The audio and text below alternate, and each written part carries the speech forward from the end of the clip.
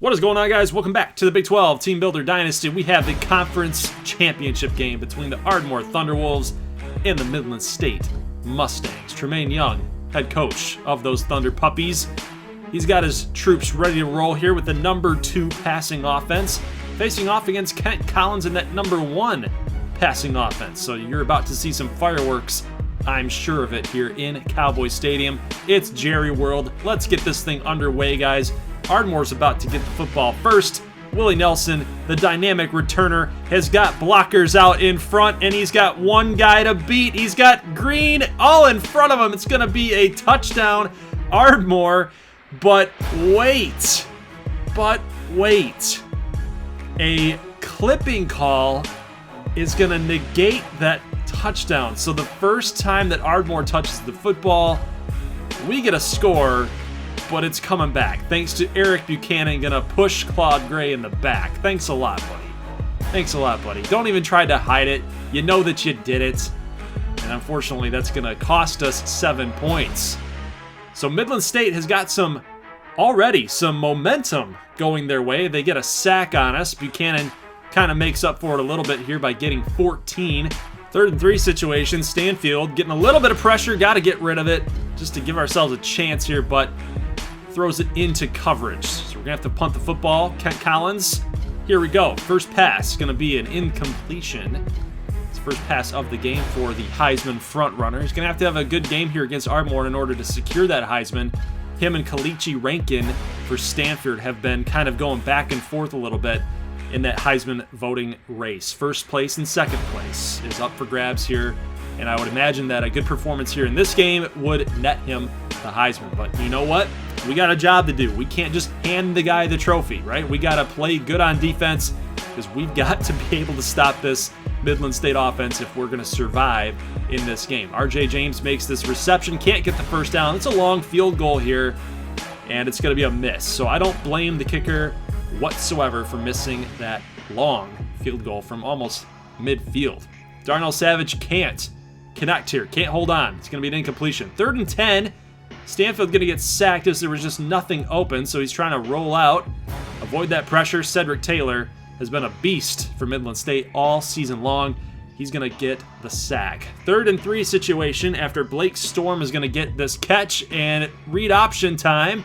Kent Collins going to get dropped only for a 1-yard gain. So we set up for another field goal situation. It's pretty much the same distance, but instead of missing to the right, kicker now missed to the left. So unfortunately, just can't seem to figure out where the kick is going. Florida State, want to keep tabs on that game because that does have some championship game implications. You know, who knows? If Midland State can get a win here, are they going to go to the national championship game against Shreveport? Could Shreveport jump in? Could it be North Carolina if North Carolina wins? Still a lot left to decide here in this last week, this very last week of college football play. Wagner's going to make this reception, but Midland State has to punt the football to Ardmore, and we finally get a big play on offense. Finally, it's been the entire first quarter, because now it's come to an end. That was our first big play. Willie Nelson there with that reception. J.K. Johnson, we're going to try to do some trickery a little bit because nothing has been working. A lot of sacks have been given up and a lot of tackles for losses. So Darnell Savage is going to get his chance at a run, and it's going to be into the end zone. Darnell Savage, big play, good push by that offensive line, and we've got our first touchdown of the Big 12 championship game, and it goes to Ardmore. Darnell Savage with a rushing touchdown. Who would have anticipated that? All right, 7-0 here. Thunderwolves. McKinley Harris going to get this first down. That's the first play of Midland State's next drive. They need a response. Nice throw, Kent Collins. Even better catch by McKinley Harris. That's for 16 down the sideline. So 2 plays, 2 first downs. Make that 3 plays, 3 first downs. And take a look at Blake Storm, guys. He's been a factor so far in this game, stiff-arming his way to another first down. 3rd and 10. And we got Colby Austin getting 14. 1st and 10. Collins, nice little dump-off throw to Colton Yo. He's going to pick up a first. Josh Miller and Colton Yo. Got to watch that matchup as we go on throughout this game. Kyle Wagner, though, gets into the end zone. That is Midland State's response drive, and they tie the ball game up 7-7. to 7. Let's go to Ardmore's next possession here. 1st and 10, and Stanfield got to roll out. Some pressure. He's going to lose the football. And Cedric Taylor picks it up. Stanfield, dude, what are you doing? If you're going to roll out, you got to secure the football. Midland State takes over in great field position here. Taylor caused the fumble, and he picks it up on the ground. From the ground, I should say, too. Awesome play again by Cedric Taylor. He's been a thorn in our side so far here in the first half. 2nd and 1. Great play by Jamar Diggs. We can always count on our All-American safety, Jamar Diggs, to make plays. He's a playmaker. 3rd and 4. McKinley Harris going out of bounds here. He's visibly upset down that sideline. Kent Collins looking around like, I'm sorry, man. I'm sorry. I need to get that ball off a little bit quicker so your momentum is not carrying you out of bounds. Instead, they don't pick up the first down. They miss another field goal. That's 9 points left off the board for Midland State here in this game. They've missed 3 field goals. Like, it'd be 16 to 7 at this point. Who knows at that stage of the game, like, how that impacts the play calling for Ardmore. You know, being down by 9, you probably want to be a little bit more aggressive, trying to get some deep shots in there, try to get a little bit of a quicker comeback. Who knows how that would have changed the dynamic of the football game. Regardless, it is 7 to 7, and after a big completion to J.K. Johnson for 18, we're going to get sacked by John Weber. And 2nd and 20, and oh, bit on the pump fake. Darnell Savage is gone. 34-yard strike into the end zone. Stanfield finds his top target, and the Thunder Pups will take the lead 14 to 7. Darnell Savage is the new school record holder for single season receiving yards. Wow. And he's only a sophomore, so there's definitely a lot more room to go in his storied career already here as an Ardmore Thunderwolves. 2nd and 5. Kent Collins going to find R.J. James to the left. That's good for 3. 3rd and 2. Collins trying to get us to jump a little bit. We're not buying it. We're not biting. 1 minute to go. Collins feeling some pressure. Claude Gray going to make this catch up the middle. Reset the downs. 15 yards for Claude Gray. 55 seconds left. Collins going to throw to the right. That's McDonald. Can't get any yards after the catch. That's going to be good for 5. 2nd and 5. Not calling the timeout. 40 seconds to go. Collins feeling a little bit of pressure. Going to toss it to the left. Almost picked off by Josh Miller. You got to come up with that, man. You got to come up with that. It stops the clock for him, so it kind of benefits him, getting one more shot into the end zone. But there's nothing open here. He's going to throw it through the uprights. No, Kent. You can't get 3 that way. You're going to have to rely on your kicker for 3 points here. But we're going to call a timeout, trying to freeze him a little bit. That's probably not going to happen. Nope.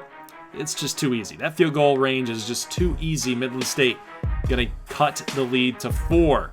Now, why do we show kickoffs, guys? Well, are we going to get a clipping call this time? Maybe not. Hopefully not. One man to beat. Willie Nelson can't. He can't bust that tackle. That's frustrating. I wanted that one. I want a return touchdown tonight, guys. I do. You see it all the time in big games like this under the lights. You always see that. Good special teams there. Nice catch by J.K. Johnson. Timeout for Ardmore. You know that we're trying to shoot for the end zone. He's looking for Savage. Got him. Got him. 24 yards. At the pylon, too, no less. Great play call by Tremaine Young. Call that timeout after that big catch by J.K. And it's going to lead to a touchdown. Look at this. Dropped it right in the bucket. Now 2 seconds left to go. No time on the clock left to go. Josh Miller got beat. But McKinley Harris has to dive for the football. He makes the catch. But of course, as you know, the time was already expired. Midland State can't capitalize on that huge play. So unfortunately, for Kent Collins and McKinley Harris, they just can't seem to hook up tonight. They can't get on the same page. He had Miller beat. A better throw would have gotten 7. Definitely would have gotten 7. And then we're looking at a 21 to 17 game, so it would have been back to a 4-point lead for Ardmore. Like, these are just the little things. These are just the little things that are costing Midland State right now. And you got to feel for him just a little bit, because Kent Collins has been a little bit under pressure. Maybe the pressure's starting to get to him a little bit. Ardmore has been to this stage before, you know, with first-time head coach Hudson Brockmeyer going up against the experience of Tremaine Young. It might be costing him here so far tonight, but we've still got a lot of football left to be played, guys. First down off of 3rd and 5. Eric Buchanan going to pick up that first down. It's 8 yards there. An 11-point game. 3:38. Stanfield going to fire out to the right in double coverage. Darnell Savage makes the catches in the end zone. How is that not a touchdown? We're going to challenge the crap out of this. Are you kidding me? Is that a 1-yard line monster again? So, okay. He tripped him. The 1-yard line monster tripped him up, guys. That is unreal. I want to know, did the ball cross the plane? Like, I see his knee down right there, but did the ball ever cross the plane? I'm going to say, boom. Yes, it did. I'm going to say it did. But, of course, this game is going to say, nope, you're denied. You're denied. But that's okay. Ardmore in that pistol formation. We are going to punch the football in at Xavier Wiggins for a 0-yard touchdown. Screw you. Screw you. You freaking 1-yard line monster. Boom! Big hit. Kent Collins' next possession. You're going to go down. And that is Daniel Monroe, the former #1 defensive line prospect from just a year ago. The freshman coming up big on the big stage is going to tackle and sack the Heisman front runner. 3rd and 5. Nice catch, though, by Blake Storm. So just when we had Midland State on the ropes here, they get another big-time first down. And here into triple coverage. Can't pick it off. That's Jamar Diggs, dude. You got to pick it off. You have to. You have to. We're late here in the 3rd quarter. I want all the turnovers. Big hits. Big hits on Kyle Wagner. Nope, that's RJ James. Excuse me, RJ James. 1st and 10. Pass complete to RJ James. He's taken a beating here so far on this drive, but he picks up another key and clutch first down for Midland State. 3rd and 7. Colton Yo makes the catch. Big hit. Big hit. That's Anthony Jacobs and Josh Miller coming through for that big hit on Yo. 1st and goal situation. Gonna fire it out to the right into the end zone. It's gonna be picked off. Picked off by Ardmore's secondary, and that's Boyd Scales with the catch. Ugh, that sucks for Kent Collins, man. He's been thrown into triple coverage. I don't know whether or not to attribute it to the defensive line pressure that we're causing on him, the inexperience of Kent Collins in big games. I don't know what to attribute it to, guys. Either our secondary's been really good. It could be a number of factors, but regardless, that would be the first interception thrown by Kent Collins. And now Ardmore is threatening here. We're looking for X. It was wide open right there. Couldn't get the ball off. Couldn't get the throw off. That's going to be another John Weber sack. Here's a throw to the left. Great play, though, by Midland State defender. Really great play. 3rd and goal. Stanfield, little pump fake here. Going to toss it to Willie Nelson. He can't cut upfield. We were looking for a catch, cut, and then dive at the pylon. That's really what that play was shaping up to be. But that momentum, going to move Willie Nelson off to the sideline and out of bounds. So at the 5-yard line, we're looking at, do we kick the field goal here? Or do we just really just put it away right now in the 4th with a touchdown? Well, we decide we're going to go up by 3 scores. Go up by 21. It's 31-10. You know, it puts the pressure at Midland State. They're going to have to come through with a lot of quick strikes. Some really good plays on defense, too, in order to get us back off the field for another shot. So 3 scores, field goal. It was the right call. We played it conservatively. I think we got this thing in the bag, as long as we're making good plays on defense. And Daniel Monroe with the big-time pressure, causing Kent Collins to have to throw it away. Option play, that's broken up. Patrick Barrett with the tackle for a loss. 4th and 6. This might be Midland State's last play of the game. Daniel Monroe coming through with the big-time pressure. And Kent Collins, oh, the ball was... The big hit, the ball was coming out, but the big hit caused it to lose its trajectory. We don't know exactly where it was going to go, but that big hit may have sealed the deal for Ardmore here. Big time run by Wiggins, another run here on 2nd and 9 to get 5. Midland State not calling timeouts, down by 3 scores. We need to pick up the first down so we can kneel it without having to turn it over. And guys, we get the first down. Brent Guerrero for 10. And that is it. Claps all around. Ardmore, the Thunderwolves are yet again Big 12 Team Builder champions. And it might look like we're going to the national title game against North Carolina. We'll have to see, guys. We'll have to see. But I think our team was really good this season. I don't think that this is much of a surprise. You know, Midland State, we've talked about at length how the very opening game for them against Miami with a new head coach, Hudson Brockmeyer, as you can see him there shaking hands with Tremaine Young, he might have lost the team at that point, at that stage in time, at the very first week of the season. But they came back. They fought all season long. They fought hard to get to this stage. Unfortunately, they had to run into a really loaded roster with Ardmore. So we'll see what happens in year 7 with Ardmore. We're losing a lot of upperclassmen on defense. We're losing a lot of good players on offense as well. So it's definitely going to be a new look Thunderwolves team for year 7. I don't think we're going to be as good as we are here in year number 6. Kent Collins loses by 2 total points, 983 to 981. Lost by 1 first place vote. I'm pretty sure that that's what cost him the Heisman, and I think even losing the conference championship cost him. Now, it might be like splitting hairs there, right? But we knew that that race between him and Rankin was going to be really, really close. Maybe Rankin just had a better conference championship game. I don't know, but we knew it was going to be close heading in. Collins ranked first going into the conference championship game the last week of the season, with the only time that he's ever led in the Heisman race all year long. I think the voters just really liked Rankin's overall season production versus Kent Collins. So we saw some bowl game reveals there, and we see some award winners here. I'm going to give you guys my picks, my analysis, and my predictions for each and every bowl game as we see the award winners up here on the screen. So we're going to get a list of top 10 vote getters for each and every award across college football. So as this is up on the screen, I just want to let you guys know that the contest for the Big 12 Bowl games is now available. So we do this every single season. We offer you guys the ability to pick each winner of the Big 12 games throughout the regular season as part of a contest, and we do the same thing for bowl season. Now, again, I'm going to offer you guys my picks and my analysis because you don't really know what was going on with some of these teams that we're going to be playing against, like, I don't know, Mississippi State or Georgia. You guys have no idea how these teams have been doing, so of course you're probably going to lean more towards the Big 12. But we'll talk about that. I'll give you guys my picks there. The contest is now open, so I've sent off the links in the Premier chat, the pinned comment section, the description. So it's all there. You got 3 places to go check it out, to go after it and go get it.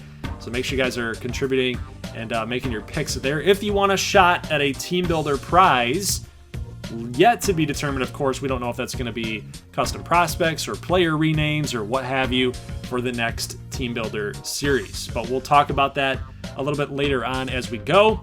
Taking a look at some of the award winners, we've seen it. Kent Collins kind of got snubbed a little bit. He had a lot of really good stats up there. He beat Rankin in yards. He beat him in touchdowns, but just not rushing yards. So I think the game just really loves rushing yards a little bit more from their quarterbacks as far as award getters go. I don't know. I don't like that. I think that that's kind of cheap. I would have definitely given it to Kent Collins. He cleaned up, though. 3 awards. See the wide receivers there. Darnell Savage, 20 total touchdown. That does factor in rushing yards and rushing touchdowns as well. So overall, Darnell Savage wins the Blitnikoff. I wouldn't have given it to anybody else. Yo would have definitely been up on my board for sure. But 20 touchdowns total to 14, and the yards are about the same. I'm definitely giving it to Darnell Savage. And he's only a sophomore. Need I remind you guys, he's only a sophomore. Oh, that didn't age well there. Ford is going to be top 5 for the Groza Award, but he just was not. Look at that. He missed 3 field goals. He went 20 to 25 total throughout the entire season, and he missed 3 of those 5 missed field goals in the Big 12 championship game. So that sucks for Ford. He probably would have won the whole thing had he not missed those 3 field goals. All right, moving on to bowl season. I'm going to offer you guys my picks, and we've got everybody's in. Everybody's in except Odessa State and Broken Arrow. Go freaking figure, right? Go figure. So, hey, you know what? Paris Austin, he cost him. He cost Odessa State a bowl game. I'm convinced. All right, let's get into some of the analysis here. We got Nebraska State at Colorado. Now, Colorado must have lost 2 really late season games. They were one of the best teams in all of college football, according to the coaches poll and the top 25. And we can see their schedule here. I mean, they were on an absolute tear, and they lost 3 games out of their last 4 to Arizona State, Utah, USC. And they kind of got beat. They got beat down a little bit. Nebraska State, kind of a similar type of situation for their team as well, losing some tough games near the end of the season. So pretty close teams in my opinion. I mean, you saw the ranking there, but I'm going to take Nebraska State in that game. I think that Colorado is just kind of reeling a little bit. Nebraska State's a good team. I like them. I think they're going to get the W. Little Rock and Clemson. Now, this is a tough game for me to go against Little Rock, especially because Herb Street likes them. But, you know, Clemson's tough, guys. They got an A offensive rating. Their rushing offense is really good. Their total offense is really good at number 7. I'm going to take Clemson in this game. I think that former head coach at Nebraska State is going to get it done here at Clemson. So watch out for Clemson, guys. I don't think LaQuinton Evans has enough experience to match up well against that really tough Clemson team. Nebraska with Graham Keith, former Nebraska State transfer. It's funny how Nebraska State has all of these little breadcrumbs throughout the entire college football landscape. Against McAllen, I'm going to take Graham Keith. I just don't think that McAllen I don't think they do enough to garner confidence in me that they're going to get a bowl victory. ACU against Oklahoma State, 2 7-5 teams. I'll take ACU. I think they're just the better overall team. Now, things might not be going very well at ACU, but I think that they can beat Oklahoma State, right? They should be able to beat Oklahoma State. I'm going to pick them. Amarillo against Stanford, number 8 against number 9. Stanford, of course, has the Heisman winner, Kalichi Rankin, but a lot of people really love Amarillo, and so does Herb Street. I don't think that he's going to be able to solve that defense for Amarillo, so I think Amarillo's going to get the W. They got a really good quarterback themselves, really good offense to hang. If it gets into a shootout, I'm going to take Amarillo. Denver Tech and Rutgers, no preview needed there. I think Denver Tech is just going to roll against Rutgers. And this game right here, Georgia and Shreveport. You can see the stats up there on the screen. I'm going to take Shreveport. It's the Sugar Bowl, guys. They're playing in Louisiana. It's the biggest stage that Shreveport has ever been in. I think they're going to get the W. I think that the miracle season, the great season, is going to continue here. So Shreveport, go Skeeters. Skeeter Nation is going to be all over that game. I think that they're going to get the W there. Midland State and Mississippi State. You take Midland State, you take Kent Collins, you take that offense all day. I'm going to go that route. Really not a whole ton of preview that needs to be had there. Camu and North Carolina State. I'll take Camu. I think that 2 6-6 teams, you kind of default to a Big 12 team builder team there. I think that offense for Camu is going to roll. And then we got the national championship game, guys. Ardmore against UNC. So I think that we're going to get the W. I think that we're playing really well. Our defense is playing lights out the last few weeks. I think that we can shut down Ricky Fontenot.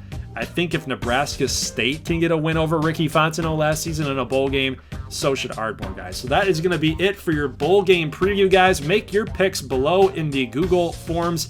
Again, I've linked it in multiple places for you guys to go after and go get it. It's in the Premier Chat, it's in the description, it's in the pinned comment, so make sure you guys are making your picks. They will lock as soon as the first bowl game is completed, and we're going to be covering Colorado and Nebraska State, Little Rock and Clemson, and Nebraska and McAllen. So we're going to get 3 bowl games there for you guys in the first episode. That will post next weekend on Saturday. So guys, leave a like if you like this thing. I will see you guys next week on Saturday as we get into bowl season. Make your picks below. I'll see you in the next one. As always, peace.